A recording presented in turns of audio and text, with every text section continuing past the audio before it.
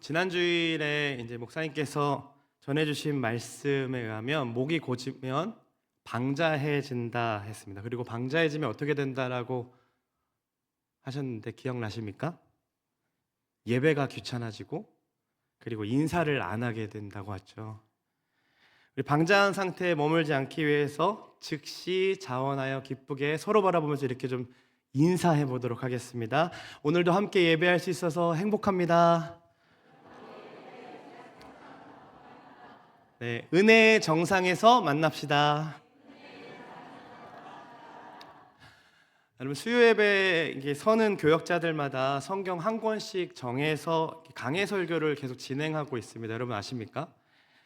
서울 남자인 이건준 목사님, 트렌디한 우리 이건준 목사님은 무분별한 문화로 변질된 고린도 교회의 상황을 담고 있는 고린도 전서를 강해하고 있고요. 지각 결석 한 번 안 했을 것 같은 모범생인 우리 박진우 목사님은 율법에서부터 복음으로 자유케 되는 갈라디아서를 나눠주고 있습니다. 그리고 또 부드럽고 따뜻한 남자 누굽니까? 김준 목사님 시편 말씀 나누고 있고요. 그리고 착하고 순종된 종 사무엘 같은 우리 심재영 목사님은 사무엘상을 나누고 있어요. 가끔 천재인지 괴짜인지 고민하게 만드는 우리 양 목사님 예수님의 비유에 대해서 나누고 있고, 그리고 목소리만 들으면 예수님이 설교하는 것 같은 이만든 목사님 예수님의 그 요한복음의 이적들을 함께 나눠주고 있죠. 그리고 설교하면서 계속 예수님만 바라보고 설교하는 우리 유동호 목사님, 우리 누가복음에 나오는 예수님의 이야기를 나누고 있습니다.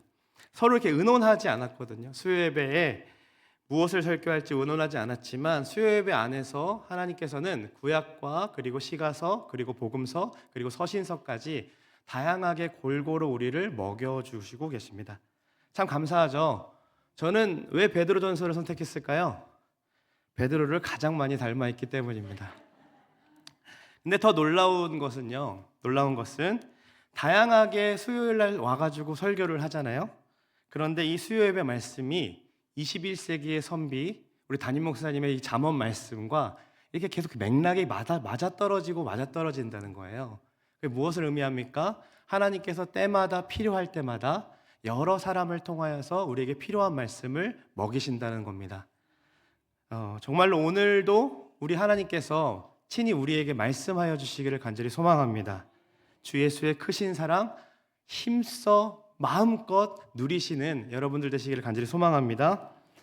베드로전서는 로마의 대대적인 핍박으로 인해 소아시아로 흩어진 그리스도인들에게 쓴 편지였습니다. 그들은 변방으로 흩어졌고 또 로마 사람들 그리고 그리스 사람들에게 적대와 환멸의 대상들이 되었죠. 베드로는 그들을 향해 택함받은 나그네다, 그리고 돌아갈 본향이 있는 존재라고 얘기하면서 지금 거기 있는 그 땅이 너희들의 영원히 살 땅이 아니라는 것을 이야기합니다. 그곳은 너희들이 살 그 본향은 썩지 않고 더럽히지 않고 쇠하지 않는 하나님의 나라이며 그 나라의 백성으로 새로운 정체성을 받았으니 이 땅에 있는 동안 산 소망, 살아있는 소망을 붙들며 살아가라라고 권면합니다. 왜냐하면 그 산 소망을 붙잡음이 고난 중에도 하나님의 보호하심을 누릴 수 있고 믿을 수 있고 또 말할 수 없는 기쁨을 누릴 수 있게 하기 때문입니다. 그리고 1장 13절부터 2장 전반부까지는 이방인들을 향해 이 출애굽 백성의 이미지를 보여주면서 그들도 동일한 광야를 지나고 있고 그 광야 가운데 새 미래로 나아가는 백성들임을 매칭시켜 줍니다. 또한 어린 양의 보배로운 피로 그들이 거룩한 백성이 되었다라는 것을 선포하죠. 그런 다음에 이제 오늘 우리가 본 말씀인데요. 22절을 같이 한번 읽어보겠습니다. 함께 했습니다. 너희가 진리를 순종함으로 너희 영혼을 깨끗하게 하여 거짓이 없이 형제를 사랑하기에 이르렀으니 마음으로 뜨겁게 서로 사랑하라. 베드로는 흩어져 있는 이 성도들에게 곁에 있는 형제와 자매들을 어떻게 하라고 합니까? 마음으로 뜨겁게 사랑하라고 합니다. 그 사랑이 서로를 하나 되게 하고 흔들림 없는 그리스도인으로 만들어갈 수 있기 때문인 거죠. 다시 선포합니다. 여러분, 마음으로 뜨겁게 서로 사랑하시는 교회 되기를 소망합니다. 그 사랑이 우리를 그리스도인답게 합니다. 믿으십니까? 그런데 통계에 따르면요, 성도들이 교회를 떠나는 이유를 조사해 보니까 가장 큰 비율을 차지하는 것이 소그룹이라고 합니다. 결국 함께 사랑을 나누는 동역자가 없기 때문에 교회를 떠나기로 결정한다는 거예요. 그런데 보면 우리가 속으로 반해서 사랑하지 않은 적은 없거든요. 그렇지 않습니까? 우리 순장님들 그리고 여기 청년 마을 리더들이 나와 있는데 리더를 맡겨진 다락방과 마을 식구들을 잘 양육하기 위해 매주 화요일, 수요일 모여서 우리 공부합니다. 그렇죠? 그리고 재정을 들여서 그들을 섬기기도 하죠.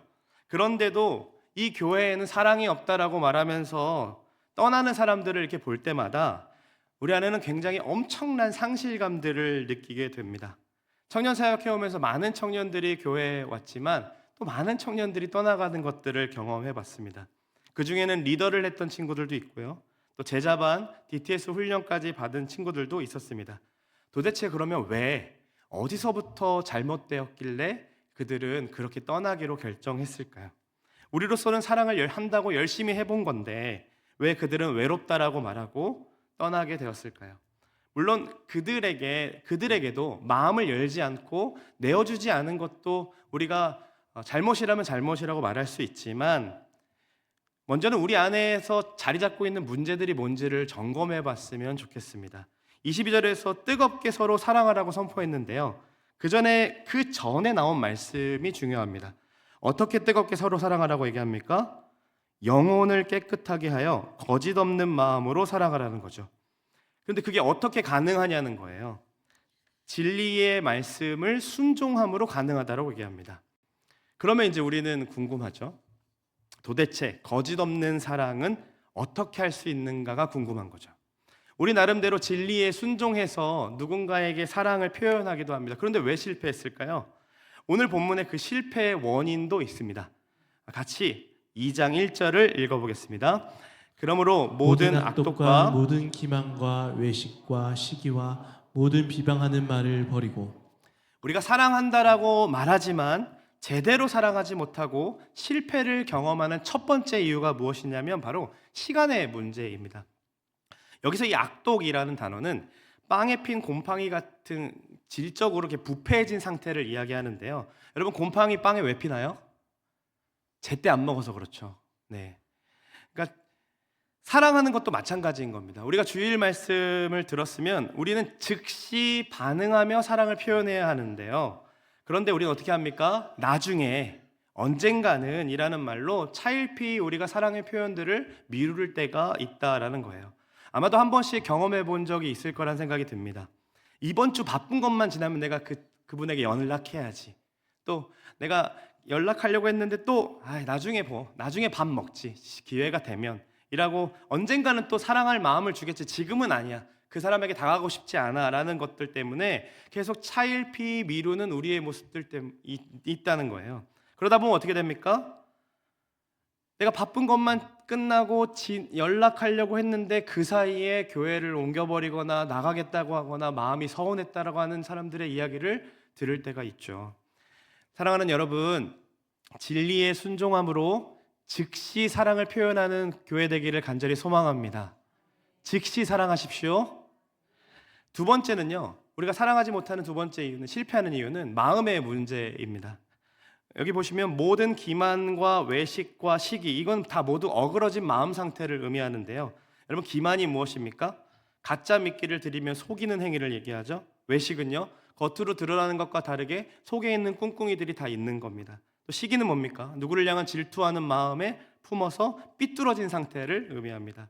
그러니까 사랑을 한다고 하면서도 우리는 기만과 외식과 시기를 버리지 못하고 그렇게 사랑할 수 있다라는 거예요. 이게 뭡니까? 주일날 우리 목사님께서 말씀하신 것과 같은 맥락인데요. 억지로 사랑하는 겁니다. 억지로. 생일이라고 선물 이렇게 보낸다고 축하한다고 하지만 속에는 사실 축하하는 마음 없어요. 그냥 순장이니까, 마을 리더니까, 목사니까 보내는 경우들이 있죠. 관심을 갖는 척하지만 결국 자기 이익을 위한 거예요. 내가 선물 줬으니까 너도 선물 줘야지. 안 주면 서운해하고 하는 거죠. 나를 좋은 리더, 내가 이렇게 베풀어주면 나를 좋은 목사로 봐주겠지라는 마음에 억지로 사랑을 하는 겁니다. 그러나 그게 결국 알게 됩니다. 그리고 드러나는 순간들이 있습니다. 왜냐하면 그게 억지로 하는 마음이었기 때문에 그렇습니다. 자원하는 마음이 아니었기 때문입니다. 사랑하는 여러분, 진리의 순종함으로 우리가 억지로 사랑하는 것 아니라 자원하는 마음으로 사랑하시는 여러분들 되시기를 간절히 소망합니다. 우리 옆에 분들 보면서 한 번 더 얘기합시다. 제가 먼저 사랑하겠습니다.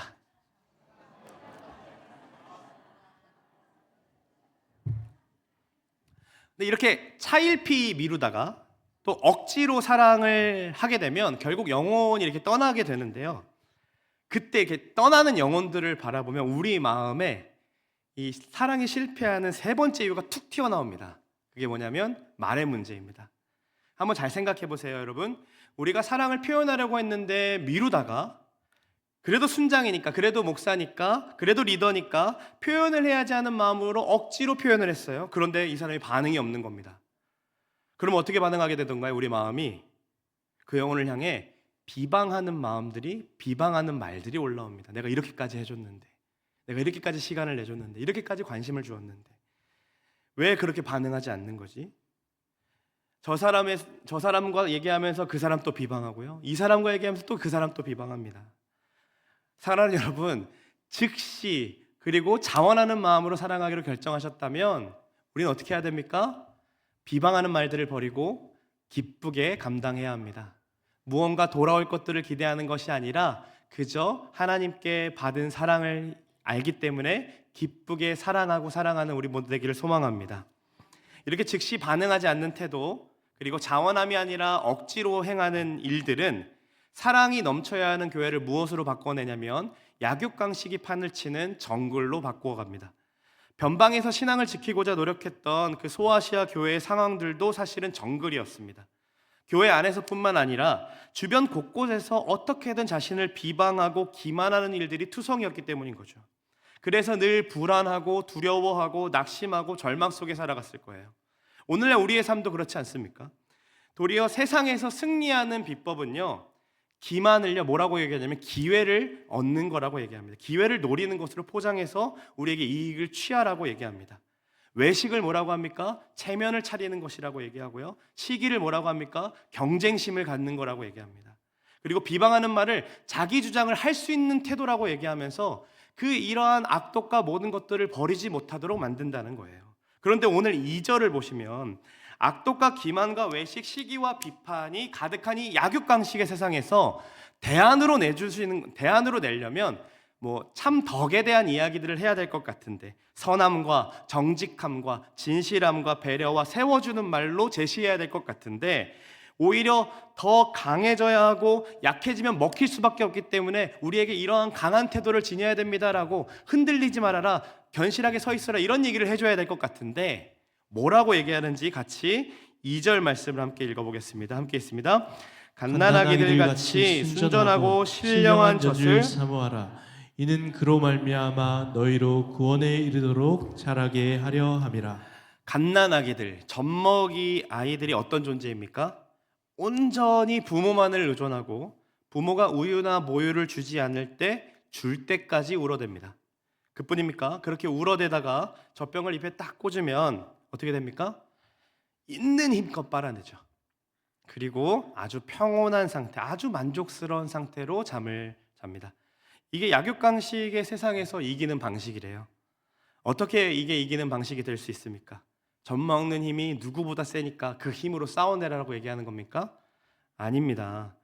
있는 힘껏 먹는 그 우유 자체가 힘이 있기 때문입니다. 그게 뭡니까? 순전하고 신령한 젖입니다.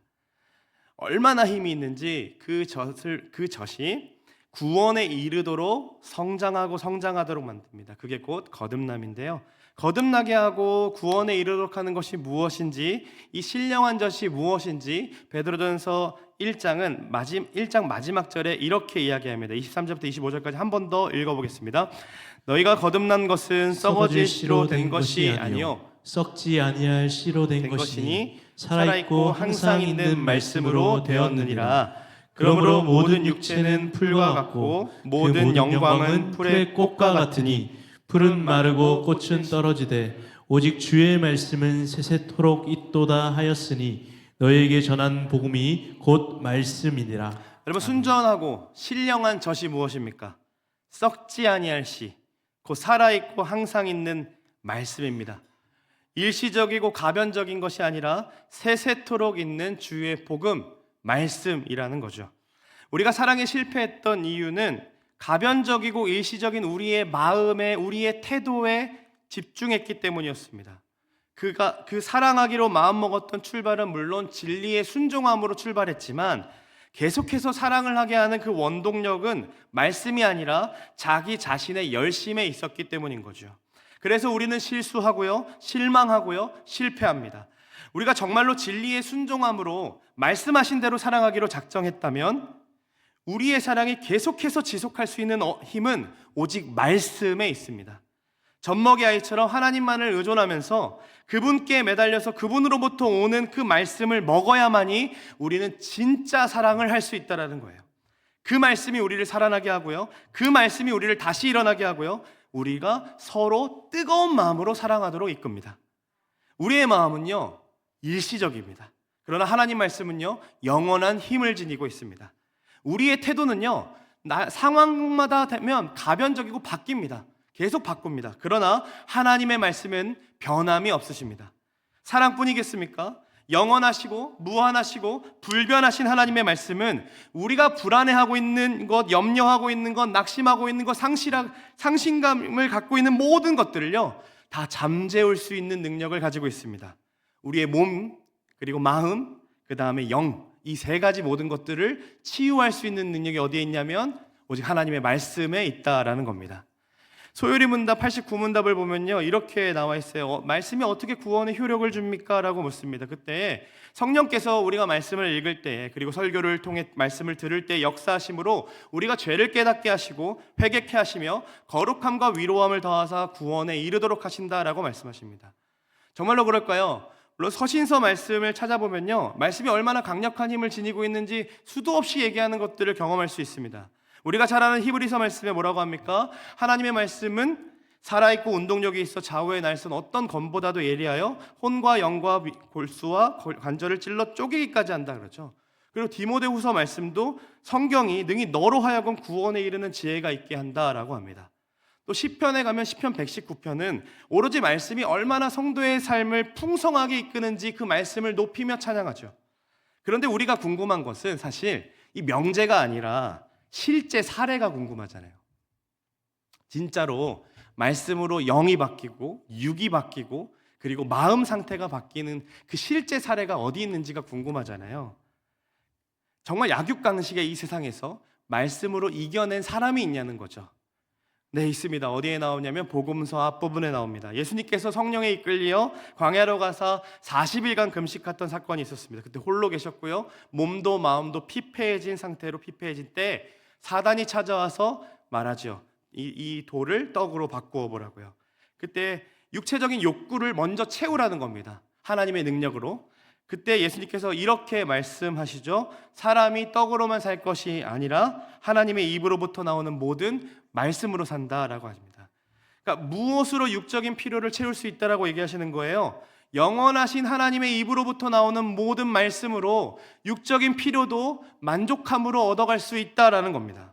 이후의 말씀을 살펴보면요, 예수님은 하늘의 권위를 가지고 계셨지만 오로지 하나님 말씀만 의지합니다. 그리고 그 말씀에 의존하여서 사단의 모든 유혹들을 물리치시죠.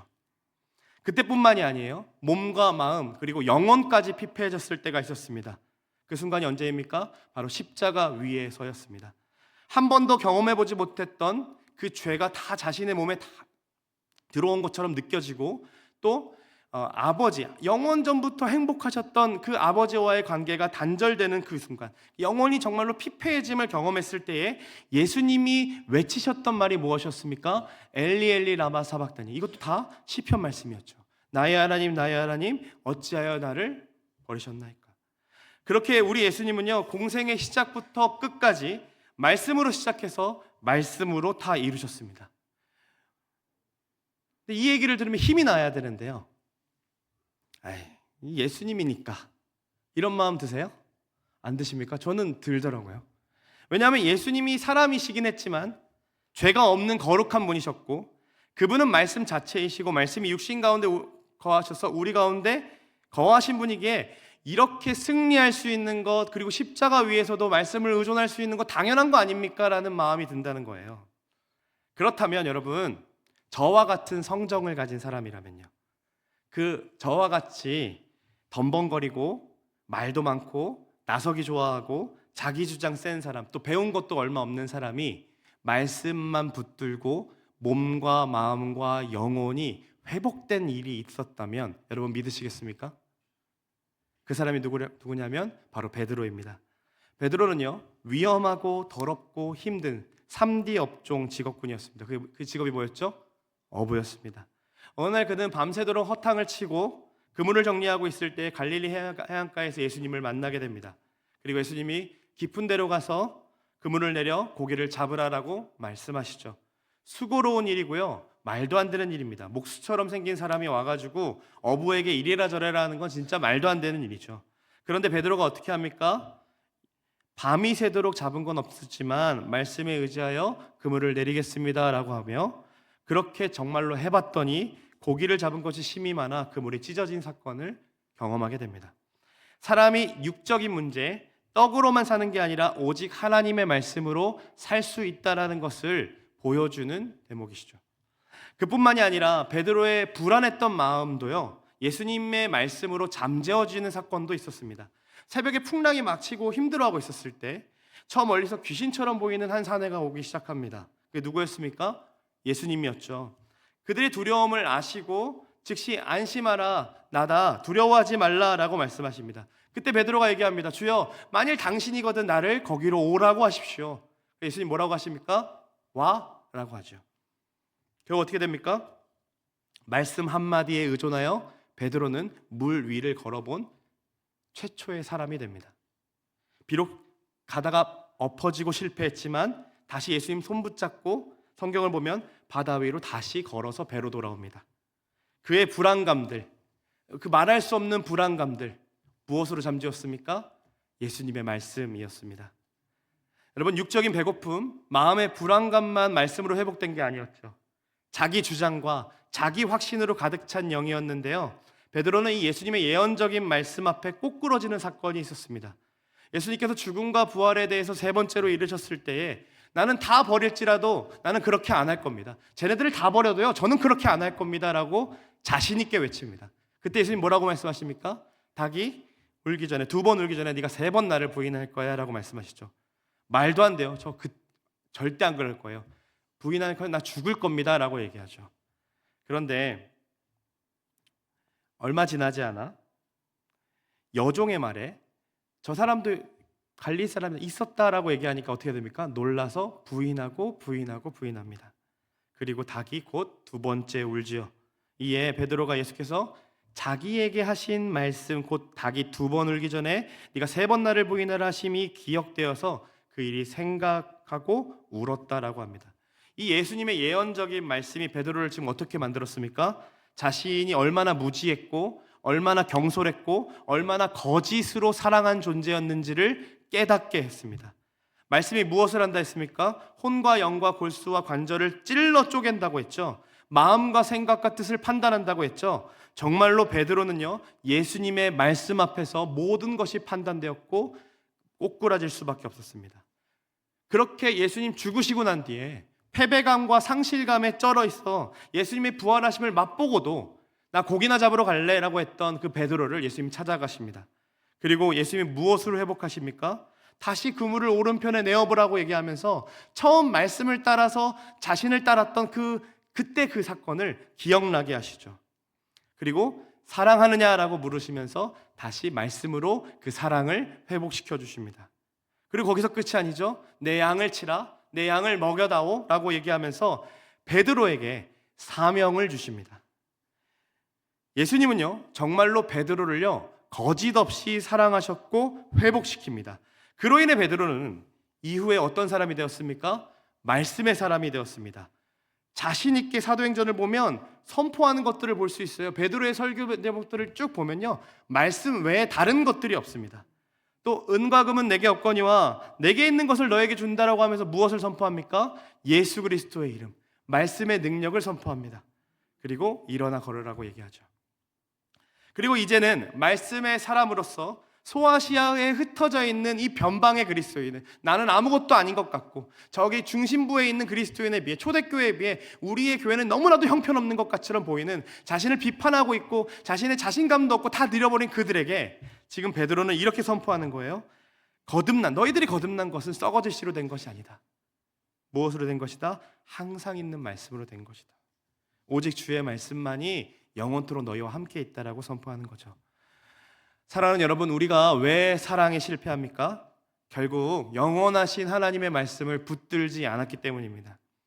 우리 공동체가 뜨겁게 사랑하기 위해서 붙잡아야 할 것이 무엇입니까? 항상 있는 주의 말씀입니다. 그 말씀이 내가 얼마나 무지했고 내가 얼마나 헛된 것을 외쳤는지를 보게 하고 겸손하게 무릎 꿇게 합니다. 내 자신이 누구보다 인정받아야 되고 드러나는 것이 중심이었던 그 삶에서 예수님의 이름만을 자랑하고 그 이름을 선포하고 성도를 격려하고 성도를 사랑하는 삶으로 바뀌어지게 만들 수 있는 힘은 오직 말씀에 밖에 없습니다. 그분의 선하심을 맛보아 행하고 싶은 것이 바로 사랑이기 때문에 반응이 어떠하든 실망하지 않는 거예요. 왜요? 우리는 그냥 말씀이 행복이고 말씀이 주신 은혜로 반응한 거기 때문인 거죠. 도리어 그것이 나의 양들을 치는 것이 아니라 예수님께서 잠깐 나에게 맡겨준 예수님의 양을 치고 먹이는 것이었기 때문에 그들이 어떻게 반응하든 예수님처럼 끝까지 사랑할 수 있는 겁니다. 여러분, 베드로의 몸과 마음과 영혼을 소생시켰던 주의 말씀이 우리에게 주어졌습니다. 여러분, 어디에서 여러분의 만족을 찾고 계십니까? 여러분은 어디에서 불안의 요소를 잠재우고 싶어 하십니까? 우리는요, 늘 변화되는 상황들에 놓고 불안해합니다. 미국 대선이 오늘 진행되고 있는데 누가 되든 불안하지 않습니까? 우리는 이런 변화되는 것들을 가지고서 또 불안해하고 염려하고 절망 가운데 있습니다. 그래서 우리는요, 늘 배 안에서 내가 익숙한 곳, 내가 익숙한 환경, 거기서 한 발짝 떼는 것조차 하고 싶어 하지 않습니다. 주님이 아무리 오라고 말씀하셔도요, 바다 위를 걸어볼 생각을 하지 않는 거죠. 왜냐하면 우리 눈에 분명히 안 좋은 상황이 뻔히 보이기 때문입니다. 우리는 일시적인 관계들로 인해 또 상처받습니다. 어차피 떠나면 끝나는 관계라고 생각하면서 이 사람과 영원히 하나님 나라에서 예배할 수 있다는 것을 생각하지 못하고 그냥 잠깐 교회 함께 보내는 사람, 주일만 한 번 만나는 사람, 잠깐 다락방을 먹혀서 내가 요만큼만 참으면 되는 사람, 이렇게 한정적으로 일시적으로 그 관계를 해석하려고 한다는 거예요. 사랑하는 여러분, 함께 예배드리는 우리는 영원하신 하나님 나라에서도 함께 예배할 것입니다. 우리 저 나라에서 또 얼굴을 보게 될 것입니다. 그 나라에서 영원하신 하나님을 찬양하게 될 것입니다. 여러분, 우리가요, 신앙생활했던 이유를 한번 생각해 볼까요? 우리는 어떤 사람이 내 곁에 있어서가 아니었습니다. 물론 시작은 그랬을지 몰라요. 그러나 우리를 성도답게 만들고 또 곁에 있는 사람들을 사랑하고 또 교회를 섬기게 했던 가장 큰 이유는요, 선포되는 하나님의 말씀이 우리에게 들려졌기 때문입니다. 그 말씀을 읽고 은혜를 누렸기 때문이고요, 그 말씀을 훈련받고 그 말씀을 연구했기 때문입니다. 또 DTS를 통해서 그 말씀이 실현되고 내 삶에 펼쳐진다는 것을 경험했기 때문에 우리가 이 자리에 있다는 거예요. 여러분, 말씀이 내 안에 없어질까 봐 두려워하십니까? 아니면 우리의 재산이 사라지고 우리의 감정이 무너질까 봐 두려워하십니까? 여러분, 여러분이 사모하고 있고 여러분이 원하는 신령한 젖은 무엇입니까? 말씀입니까? 아니면 이 땅에서 잘됨입니까? 내가 원하는 사람, 내가 원하는 환경, 내가 원하는 상황, 이런 것들이 내가 생각대로, 내 생각대로 펼쳐지기를 바라십니까? 아니면 그와 상관없이 영원하신 말씀이 내게 있기를 바라십니까? 여러분, 사람은 변합니다. 아무리 좋은 사람이라도 그 사람을 향한 우리의 마음도 변하고 또 우리를 향한 그 사람의 마음도 변하게 됩니다. 그래서 또 우리는 상처받을 수 있습니다. 그러니 교회를 교회답게 하고 우리를 예수님의 사람답게 만드는 것은 사람이 아니라 말씀이라는 사실을 기억하시기를 간절히 소망합니다. 왜요? 그 말씀은 사람들은 떠나가고 사람들은 변해가지만 그 말씀은 항상 우리 곁에 있기 때문입니다. 그 말씀은 썩지 않기 때문입니다. 그 말씀은 세세토록 좋은 소식, 복음이기 때문입니다. 사랑하는 여러분, 흔들리십니까? 마음이 어려우십니까? 말씀 앞으로 달려나오시기를 간절히 소망합니다. 말씀 앞에 엎드리는 우리 되기를 원합니다. 우리는 그렇게 살아내는 힘을 얻는 존재입니다. 다른 것에서 우리의 힘을 얻고 다른 것에서 감정을 해결하는 존재가 아니라 말씀 앞으로 나와서 말씀으로 힘을 얻고 살아가는 존재가 바로 성도입니다. 그래서 수많은 사람들은 말씀의 믿음의 행보를 걷는 일들이 투성이고요, 그리고 그것들로 간증하는 것들이 투성인데, 우리가 이렇게 신앙생활을 했는데 말씀으로 승리를 보본 적, 내가 말씀으로 해결된 적이 아무것도 없다면 그거 너무 억울한 일 아닙니까? 예수님 만났는데 예수님이 오라 하시는 명령에 한 번도 한 발짝도 떼본 적이 없는, 늘 내 안정권 안에서만 살아갔던 사람이라면 그거 너무 억울한 일 아닙니까? 여러분, 우리의 삶에 지금도 여전히 간증할 것이 투성인 이유는 무엇입니까? 과거에 어땠다를 꺼내온 것이 아니라 지난주 이야기를 꺼내오면서 우리가 말씀이 이렇게 역사하셨다라고 말할 수 있는 이유는 무엇입니까? 말씀이 계속해서 우리에게 은혜를 주고 가르쳐주고 우리를 성장하게 하기 때문입니다. 여러분, 설교자들이 얻는 가장 큰 복이 무엇인 줄 아십니까? 몸이 그렇게 안 좋은데요, 이렇게 설교단에 서면, 물론 이게 여러분들을 위해 하시는 하나님의 일이라고 생각하는데, 육적인 아픔, 마음의 어려움들, 영적인 결핍, 이런 것들을 다 날려주시고요, 온전히 하나님 말씀만 전해지도록 일하십니다. 정말로요. 제가 주일부터요, 올라오기 전까지 기침을 무지하게 했거든요. 기침 안 하고 있죠. 놀라운 일이라니까요. 사랑하는 여러분, 성남제일교회를 성남제일교회 되게 하신 분은요, 항상 있는 주의 말씀입니다. 좋은 담임 목사님과 또 좋은 교역자들을 보내주시고, 또 좋은 순장님들, 좋은 리더들, 좋은 동역자들을 보내주셔서 성장을 하게 하시고 성장을 하게 하시는 것도 있지만, 그들의 성정과 그들의 모든 것들을 사용하셔서 결국 무엇이 우리를 자라게 했냐면 그들로부터 전해지고 보여지는 말씀입니다. 때마다 적실하게 들려주시는 분은 사람들이 뛰어나서가 아니라 하나님의 말씀이 살아있기 때문입니다. 그 말씀을 의존하십시오. 갓난아이들처럼 순전하고 신령한 젖을 사모하십시오. 그 말씀을 통해 하나님의 인자하심을 맛보았다면 계속해서 그리하십시오.